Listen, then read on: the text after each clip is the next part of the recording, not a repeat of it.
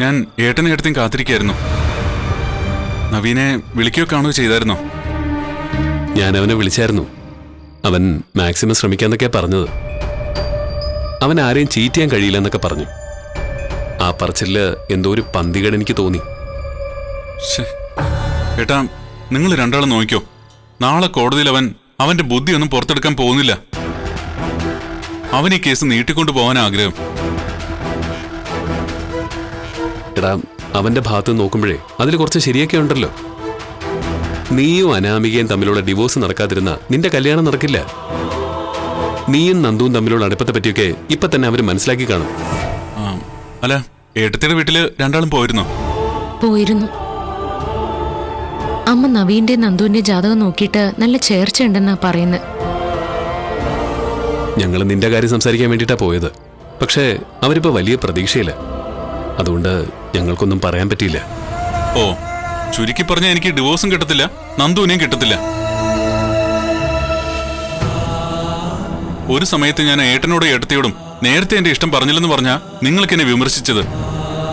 അനാമികയായിട്ടുള്ള കല്യാണത്തിന് മുമ്പുള്ള കാര്യം ഞാൻ പറഞ്ഞത്. കല്യാണത്തിന്റെ തലേ ദിവസം സത്യങ്ങളൊക്കെ പറയാതെ കുറച്ചുകൂടെ നേരത്തെ പറഞ്ഞിരുന്നെങ്കിൽ നന്ദുവിന്റെ എന്റെ ഒപ്പം നിൽക്കാനായിരുന്നു നിങ്ങൾ രണ്ടാളും പറഞ്ഞത്.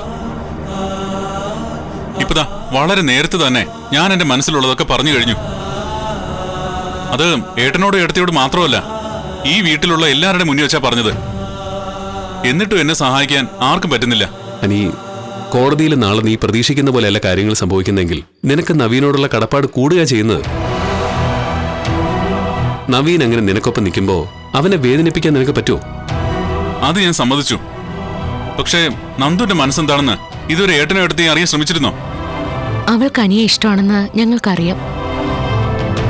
എങ്കിലും നവീന്റെ ആലോചന വന്നതോടെ അവളുടെ നിലപാട് എന്താന്ന് ഞങ്ങൾക്ക് മനസ്സിലായിട്ടില്ല. നന്ദുവിനെ കേസുമായി ബന്ധപ്പെട്ട് നവീൻ ഒരുപാട് ഹെൽപ്പ് ചെയ്തിട്ടുണ്ട്. അതുകൊണ്ട് തന്നെ നന്ദുവിന് അവനോട് വലിയ മതിപ്പാ. ആ രീതിയിലൊക്കെ ഒരുപാട് തവണ ഞങ്ങളോട് സംസാരിച്ചിട്ടുമുണ്ട്. പിന്നെ പെൺകുട്ടികളുടെ മനസ്സ്, നന്ദുവിന് ഈ വീട്ടിലേക്ക് വരാൻ എന്തൊക്കെ തടസ്സങ്ങളുണ്ടെന്ന് അവൾക്ക് നന്നായിട്ട് അറിയാം. അപ്പൊ എന്താ നവീന്റെ വീട്ടിലേക്ക് പോകാൻ തടസ്സങ്ങളൊന്നുമില്ലേ? ഇവിടെ എന്റെ അമ്മ അതിനെ എതിർക്കുകയാണെങ്കിൽ അവിടെ അവന്റെ അമ്മ അതിനേക്കാൾ എതിർപ്പാ. തന്റേടിയായ പെൺകുട്ടികളെ വീട്ടിൽ കയറ്റില്ലെന്നാ അവന്റെ അമ്മ പറയുന്നത്. അതൊക്കെ ഞങ്ങൾക്ക് അറിയാടാ. പക്ഷേ ഇനി ഒറ്റ മോന്റെ ആഗ്രഹത്തിന് വേണ്ടി അവർ നിൽക്കുവാണെങ്കിൽ നമുക്ക് എന്ത് ചെയ്യാൻ പറ്റും?